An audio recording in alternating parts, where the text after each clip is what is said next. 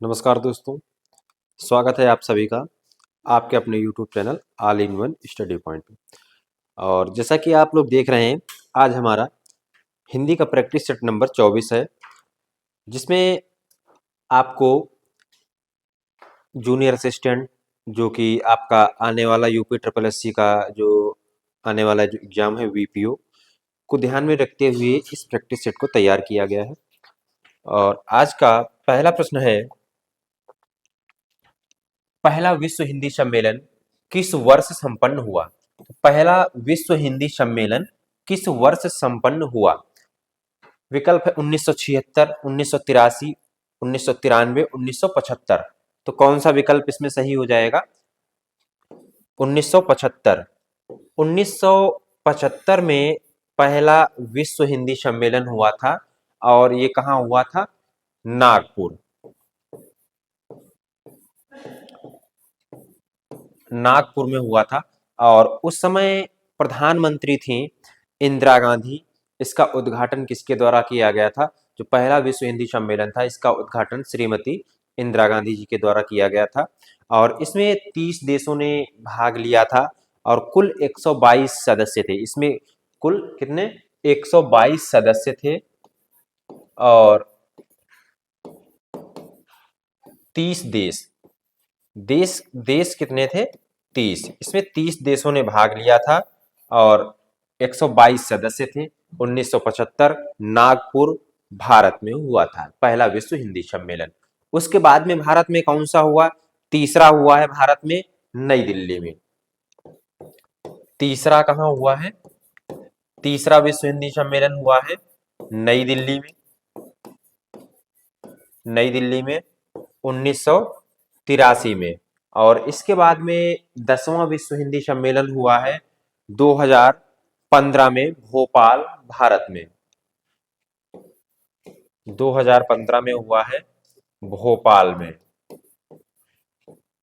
मध्य प्रदेश की राजधानी भोपाल में हुआ है। ये आपका 10वां विश्व हिंदी सम्मेलन हुआ है। और अगला प्रश्न है, प्रश्न नंबर 2, वर्णों के व्यवस्थित समूह को क्या कहा जाता है? वर्णमाला, वर्ण समूह, शब्द भंडार, इनमें से कोई नहीं। तो वर्णों के व्यवस्थित समूह को क्या कहा जाता है? वर्णमाला कहते हैं। पहला विकल्प सही हो जाएगा। वर्णों के व्यवस्थित समूह को वर्णमाला कहते हैं। वर्णमाला में वर्ण कितने प्रकार के होते हैं? 2 प्रकार के होते हैं। अगर आपसे पूछा जाए वर्णमाला में कितने प्रकार के वर्ण होते हैं? 2 प्रकार के होते हैं। कौन कौन से? स्वर और व्यंजन। वर्णमाला किससे बनती है? स्वर और व्यंजन से। स्वर और व्यंजन 2 प्रकार के होते हैं। स्वर किसे कहते हैं? जो ऐसे वर्ण जिनका उच्चारण स्वतंत्र रूप से किया जा सकता है, या कह सकते हैं कि जिनके उच्चारण में हमें किसी अन्य वर्ण की आवश्यकता नहीं होती है, स्वर कहलाते हैं। व्यंजन जिनका उच्चारण करते समय किसी न किसी स्वर की आवश्यकता होती है, वे व्यंजन कहलाते हैं। आजन्म शब्द में उपसर्ग का पता लगाएं। बताना है आपको आजन्म शब्द में कौन सा उपसर्ग है। तो उपसर्ग और प्रत्यय, उपसर्ग और प्रत्यय, उपसर्ग क्या होते हैं? ये उपसर्ग और प्रत्यय दोनों ही क्या होते हैं? शब्दांश होते हैं। उपसर्ग और प्रत्यय शब्दांश होते हैं। उपसर्ग का प्रयोग शब्द से पहले किया जाता है और प्रत्यय का प्रयोग शब्द के बाद में किया जाता है। अर्थात उपसर्ग जो होते हैं वो शब्द से पहले जुड़ करके शब्द के अर्थ में विशेषता या परिवर्तन लाते हैं और प्रत्यय शब्द के अंत में जुड़ करके उसके अर्थ में विशेषता या परिवर्तन लाते हैं। तो आजन्म शब्द में उपसर्ग की बात करें तो आ हो जाएगा। तो आ, इसमें दीर्घ आ क्या हो जाएगा? उपसर्ग हो जाएगा। और मूल शब्द इसमें क्या हो जाएगा? जन्म। कभी कभी आपसे ये भी पूछा जाता है कि इसमें शब्द दे दिया जाता है और उपसर्ग ना पूछ करके उसमें मूल शब्द पूछ लिया जाता है। तो मूल शब्द इसमें हो जाएगा जन्म, मूल शब्द जन्म हो जाएगा और उपसर्ग क्या हो जाएगा, दीर्घ आ हो जाएगा। अगला प्रश्न आपका प्रत्यय से संबंधित है। रक्तिमा शब्द में कौन सा प्रत्यय है? तो अभी आपको बताया कि प्रत्यय और उपसर्ग क्या है, शब्दांश है। प्रत्यय शब्द के अंत में जुड़ करके उसके अर्थ में परिवर्तन कर लाते हैं और उपसर्ग शब्द के पहले जुड़ करके। तो रक्तिमा शब्द में जो प्रत्यय है वो क्या हो जाएगा, इमा प्रत्यय हो जाएगा, दूसरा विकल्प सही हो जाएगा। प्रत्यय इसमें हो जाएगा इमा और मूल शब्द इसमें क्या हो जाएगा, मूल शब्द क्या हो जाएगा, रक्त। रक्त इसमें मूल शब्द हो जाएगा। इसमें रक्त में इमा प्रत्यय जोड़ देंगे तो क्या हो जाएगा, रक्तिमा।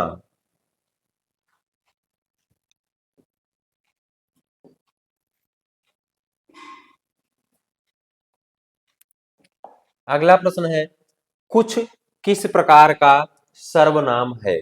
तो कुछ किस प्रकार का सर्वनाम है?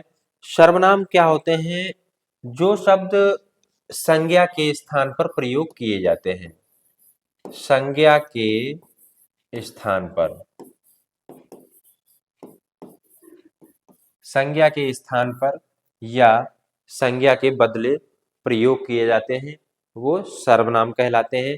सर्वनाम का शाब्दिक अर्थ होता है सबका नाम। सर्वनाम का शाब्दिक अर्थ होता है सबका नाम। सर्वनाम के भेद की बात करें तो सर्वनाम के भेद कितने होते हैं? सर्वनाम के भेद 6 होते हैं और सर्वनाम की संख्या अगर पूछी जाए या कुल सर्वनाम कितने होते हैं तो 11 होते हैं। सर्वनाम के भेद 6 होते हैं, सर्वनाम की संख्या 11 होती है। तो कुछ किस प्रकार का सर्वनाम है, ये आपका अनिश्चयवाचक सर्वनाम है। प्रश्नवाचक, निश्चयवाचक, अनिश्चयवाचक, निजवाचक और पुरुषवाचक और संकेतवाचक, ये सर्वनाम होते हैं। अगला प्रश्न है, राम श्याम की किताब पढ़ता है, इस वाक्य में क्रिया का कौन सा प्रकार है? क्रिया का कौन सा प्रकार है ये बताना है आपको। दिया है अकर्मक क्रिया, सकर्मक, पूर्वकालिक या अनेकार्थिक क्रिया। तो कौन सा विकल्प हो जाएगा, राम श्याम की किताब पढ़ता है, तो यहां पर क्या हो जाएगा, सकर्मक क्रिया हो जाएगी। यहां पर क्या है, राम क्या हो जाएगा, कर्ता। राम क्या हो जाएगा, कर्ता। क्रिया क्या हो जाएगी, पढ़ना। पढ़ना क्या हो जाएगी, क्रिया। और किताब यहां पर क्या हो जाएगी, कर्म। तो जब क्रिया का प्रभाव सीधे कर्ता पर पड़ता है तो वहां पर अकर्मक क्रिया होती है और जब क्रिया का प्रभाव कर्ता पर न पड़ करके कर्म पर पड़ता है तो वहां पर सकर्मक क्रिया होती है। और कर्म के आधार पर अगर क्रिया का विभाजन करें तो कर्म के आधार पर क्रिया के 2 भेद होते हैं, सकर्मक क्रिया और अकर्मक क्रिया। कर्म के आधार पर सकर्मक और अकर्मक क्रिया। कर्म के आधार पर 2 होते हैं क्रिया के, वे सकर्मक और अकर्मक। पूर्वकालिक क्रिया में क्या होता है, जब कर्ता एक कार्य समाप्त करके किसी दूसरे कार्य में लग जाता है तो जो पहले वाली जो क्रिया होती है वो पूर्वकालिक क्रिया कहलाती है। जैसे राम खाना खाकर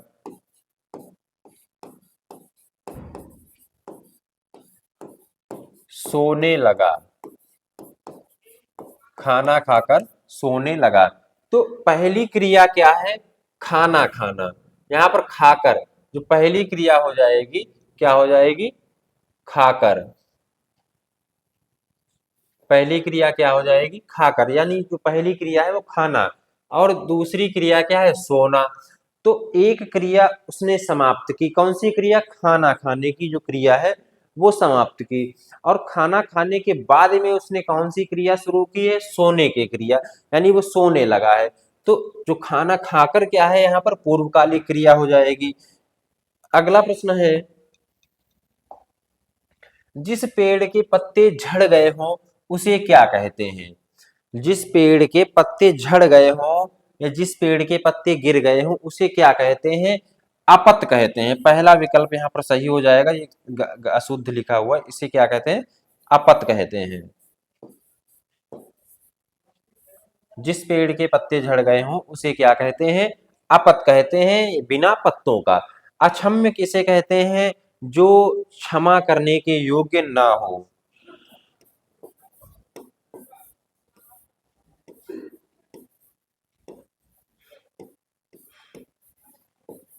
क्षमा के योग्य न हो उसे क्या कहते हैं? अक्षम्य कहते हैं। पठनीय, जिसे पढ़ा जा सके, जिसे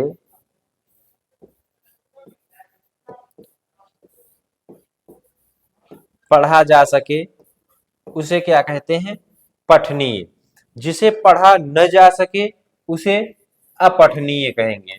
जिसे पढ़ा न जा सके उसे अपठनीय, और जिसे पढ़ा जा सके उसे पठनीय कहेंगे। अनिकेत, जिसका घर ना हो, जिसका घर न हो, जिसका घर न हो उसे अनिकेत कहते हैं।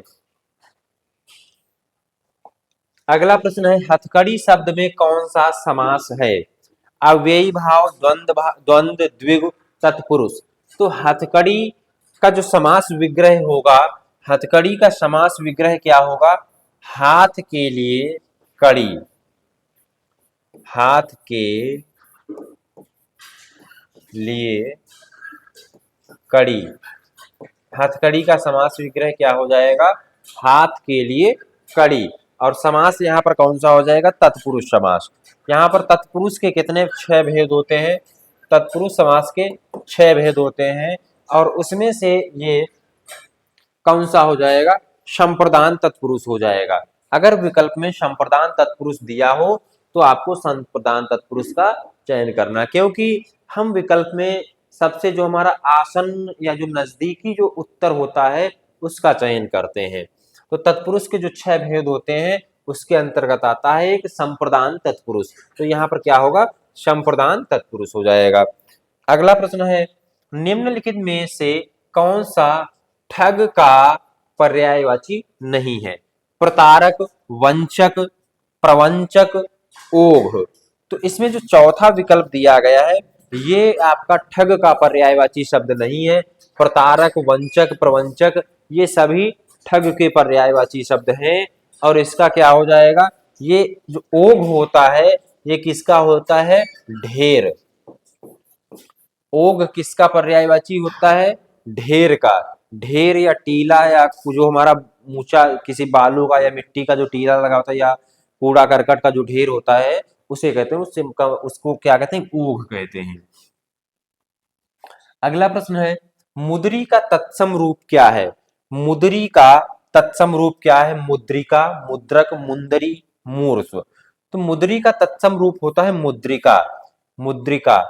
और अटारी का तत्सम क्या हो जाएगा? अटारी का तत्सम होगा अट्टालिका। अटारी का तत्सम रूप होगा अट्टालिका। अगला प्रश्न है, स्वागत शब्द में कौन सी संधि है? यड़, दीर्घ स्वर संधि, व्यंजन, विसर्ग। संधि का अर्थ क्या होता है? मेल होता है। और अगर परिभाषा की बात करें तो परिभाषा क्या होगी इसकी? दो निकटवर्ती वर्णों के मेल से जो विकार या परिवर्तन उत्पन्न होता है उसे संधि कहते हैं। दो निकटवर्ती वर्णों के मेल से जो विकार या परिवर्तन होता है उसे संधि कहते हैं। संधि के भेद की बात करें तो 3 होते हैं: स्वर, व्यंजन और विसर्ग, स्वर व्यंजन और विसर्ग, ये 3 प्रकार की संधि होती हैं। स्वर संधि के 5 भेद होते हैं और व्यंजन संधि और विसर्ग का कोई भेद नहीं होता है। तो इसमें स्वर संधि, इसमें कौन सा हो जाएगा हमारा? पहला विकल्प सही हो जाएगा, यड़ स्वर संधि। यड़ स्वर संधि हो जाएगा। स्वागत का विच्छेद करेंगे तो क्या हो जाएगा? सु प्लस आगत, सु प्लस आगत। नियम क्या होता है कि यदि उ और या दीर्घ उ के बाद में कोई असमान स्वर आए, कोई असमान स्वर आए, तो इसका परिवर्तन किस में हो जाएगा? वा में हो जाएगा। स्वागत। जेते तुम तारे, तेते नभ में न तारे, में कौन सा अलंकार है? जेते तुम तारे, तेते नभ में न तारे, तो यहां पर कौन सा अलंकार हो जाएगा? यमक अलंकार, श्लेष, उपमा, वक्रोक्ति। तो यहां पर हमारा यमक अलंकार हो जाएगा। यमक अलंकार कब होता है? जब एक ही शब्द एक से अधिक बार प्रयोग किया जाए और उसके अर्थ अलग अलग हो, तो वहां पर क्या होता है? यमक अलंकार होता है। जैसे कनक कनक ते शौगुनी मादकता अधिकाय, वा पाए बौराय जग, या खाए बौराय। तो यहाँ पर कनक शब्द 2 बार प्रयोग किया जाता है और इसमें एक बार कनक का अर्थ होता है धतूरा और एक बार होता है सोना। और एक और उदाहरण होता है यमक अलंकार का, आता है काली घटा का घमंड घटा। तो यहाँ पर जो घटा शब्द 2 बार प्रयोग किया गया, काली घटा का घमंड घटा, इसमें एक बार घटा का अर्थ होता होगा कम और एक बार घटा का अर्थ होता है जो बादल की जो घटा होती है वो। तो यहाँ पर जेते तुम तारे, तेते नभ में न तारे, यहाँ पर एक तारे का अर्थ क्या होगा? जो हमारे आसमान में तारे होते हैं। और यहाँ पर तारे का अर्थ क्या हो जाएगा? जो उबारना या भवसागर से पार करना, क्या हो जाए? तारा, तारे, तारना। अगला प्रश्न है, रस सूत्र के जनक हैं, रस सूत्र के जनक हैं अभिनव गुप्त, भरत मुनि, मतिराम, आचार्य विश्वनाथ। तो कौन हो जाएगा? भरत मुनि। रस सूत्र के जनक हैं भरत मुनि और इनकी रचना है नाट्य शास्त्र। नाट्य शास्त्र किसकी रचना है? भरत मुनि की है। और भरत मुनि के अनुसार अगर आपसे पूछा जाए तो रस कितने होंगे? 8। भरत मुनि के अनुसार कितने रस हैं? 8। नवा रस कौन सा है? नवा रस है शांत रस। नवा रस है शांत रस। और ये किसने दिया है? अभिनव गुप्त ने। नवा रस किसने दिया है? अभिनव गुप्त ने। श्रृंगार रस को रसराज भी कहा जाता है। और श्रृंगार रस के जो 2 भेद होते हैं, संयोग श्रृंगार और वियोग श्रृंगार, तो मतिराम ने संयोग श्रृंगार को रसों का राजा कहा और वियोग श्रृंगार को रसों की रानी कहा है। और वैसे अगर आपसे पूछा जाए कि रसराज किसे कहते हैं या रसों का राजा किसे कहते हैं, तो संयोग सॉरी श्रृंगार रस को कहते हैं। और किसने कहा है? तो मतिराम ने कहा है। आचार्य विश्वनाथ ने परिभाषा दी है, वाक्यम रसात्मक काव्यम। रस की परिभाषा दी है वाक्यम रसात्मक काव्यम, ये आचार्य विश्वनाथ ने दी है। अगला प्रश्न है, आल्हा छंद में कितनी मात्राएं होती हैं? आल्हा छंद में कितनी मात्राएं होती हैं? 29, 31, 30, 27। कौन सा विकल्प हो जाएगा? दूसरा विकल्प सही हो जाएगा, 31। और आला कैसा है? सममात्रिक छंद है। कैसा है? सममात्रिक छंद है। सममात्रिक छंद किसे कहते हैं? जिसके प्रत्येक चरण में समान मात्राएं होती हैं, उसे सममात्रिक छंद कहते हैं। चौपाई,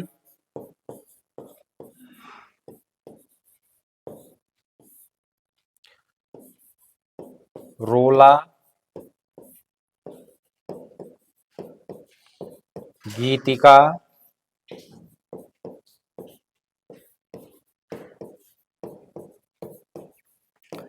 हरिगीतिका और आल्हा, या इसी वीर भी कहते हैं, वीर छंद भी इसे कहते हैं, कभी कभी मिलता है। तो यहाँ पर कितनी कितनी मात्राएं, चौपाई के प्रत्येक चरण में 16 मात्राएं होती हैं, रोला में 24 होती हैं, गीतिका में 26 होती हैं और हरिगीतिका में 28 होती हैं, और आल्हा छंद में कितनी होती है, 31 होती हैं। और आपका आता है अहीर, अहीर और तोमर, अहीर और तोमर, इसमें अहीर में कितनी 11 होती हैं और तोमर में 12 होती हैं। तो ये आपके कुछ जो है सममात्रिक छंद हैं जो मैंने यहाँ पर लिखे हैं, और इसमें प्रत्येक में मात्रा भी लिखी है क्या है। और इसको हम ट्रिक से भी याद कर सकते हैं। कौन सी ट्रिक है? चार गीत हरि के, चार गीत हरि के, चार गीत हरि के, चा से क्या हो जाएगा, चौपाई, र से रोला, और गीत से क्या, गी से गीतिका, और ह से हरिगीतिका। तो यहाँ पर 16, 24, 26, 28। अगला प्रश्न है, अपभ्रंश का वाल्मीकि किसे कहा जाता है? अपभ्रंश का वाल्मीकि किसे कहा जाता है? स्वयंभू, दलपति विजय, चंद्रवरदाई, जगनिक। तो अपभ्रंश का वाल्मीकि स्वयंभू को कहा जाता है। चंद्रवरदाई, इन्होंने पृथ्वीराज रासो की रचना की है। पृथ्वीराज रासो, पृथ्वीराज रासो की रचना किसने की है? चंद्रवरदाई ने। आल्हा खंड की रचना किसने की है? जगनिक ने। आल्हा खंड की रचना। और खुमान रासो, ये किसकी है? दलपति विजय। खुमान रासो किसकी रचना है? दलपति विजय की। अगला प्रश्न है, तपोबल शब्द में कौन सी संधि है? तो तपोबल शब्द में कौन सी संधि है? स्वर, व्यंजन, विसर्ग या दीर्घ स्वर संधि। तो तपोबल का संधि विच्छेद क्या हो जाएगा? तपह प्लस बल, तपह बल। तो यहाँ पर क्या हो जाएगा? विसर्ग संधि हो जाएगी। विसर्ग संधि क्या होता है कि यदि विसर्ग के बाद में स्वर या व्यंजन आए तो वहां पर क्या होता है? विसर्ग संधि होती है। विसर्ग के बाद में जब स्वर या व्यंजन आए तो विसर्ग संधि होती है। अगला प्रश्न है, अंक शब्द का अनेकार्थी शब्द नहीं है। गोद, चिन्ह, संख्या, पृथ्वी। तो इसमें जो तीसरा विकल्प दिया गया आपको पृथ्वी, ये अंक शब्द का अनेकार्थी नहीं है। अंक शब्द अनेकार्थी शब्द है जिसके अर्थ है गोद, चिन्ह, संख्या और नाटक का एक भाग। नाटक का एक भाग, नाटक का एक भाग, ये भी क्या कहलाता है? अंक कहलाता है। नाटक का एक भाग भी अंक कहलाता है। अगला प्रश्न है हमारा प्रश्न नंबर 18, और ये अलंकार से संबंधित प्रश्न है। क्या है? देख दशा रघुवीर की, रघुवर की, वृक्ष फूट फूट कर रोए, इसमें कौन सा अलंकार है? मानवीकरण अलंकार, विरोधाभास अलंकार, व्याज स्तुति अलंकार, प्रतीप अलंकार। तो कौन सा विकल्प यहाँ पर सही होगा? मानवीकरण अलंकार, पहला विकल्प सही हो जाएगा।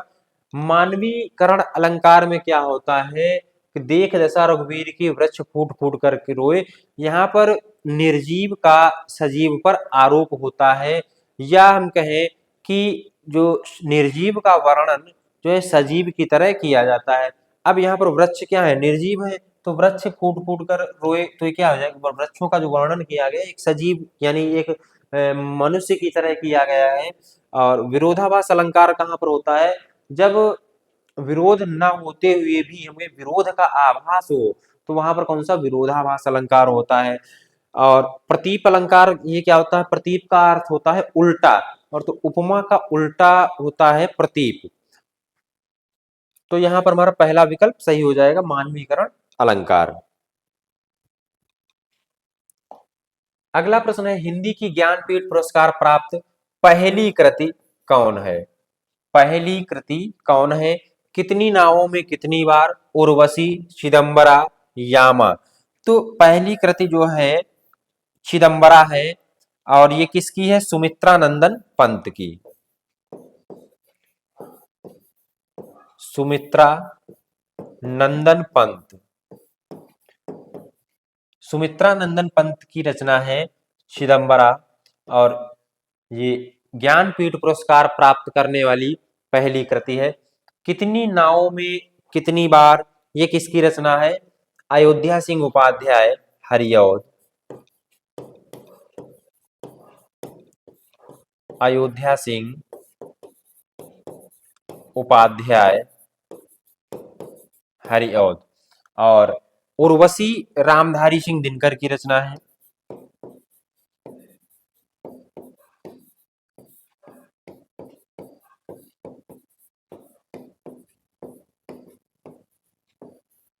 उर्वशी रामधारी सिंह दिनकर की। और यामा एक किसकी है? महादेवी वर्मा। महादेवी वर्मा की रचना है यामा।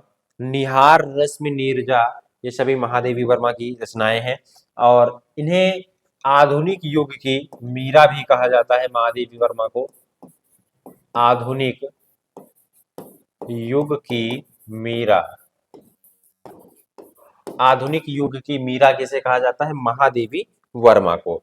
और आज का हमारा अंतिम प्रश्न है, यदि सभी राज्य सरकारों को एक ही पत्र भेजा गया हो तो उसे क्या कहते हैं? सूचना, आज्ञा पत्र, परिपत्र, अधिसूचना। तो इसका तीसरा विकल्प सही हो जाएगा।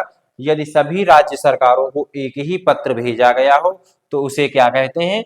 परिपत्र कहते हैं। और ये हमारा आज का अंतिम प्रश्न है। और आज किसी तकनीकी समस्या के कारण आज हमारी क्लास लाइव नहीं चल पाई, जो कि आपको रोज शाम 9 बजे आपको हमारी लाइव क्लास मिलेगी। और जो भी साथी चैनल पर नए हों, जिन्होंने अभी तक चैनल को सब्सक्राइब नहीं किया है, तो चैनल को सब्सक्राइब करें, वीडियो को लाइक और शेयर करें।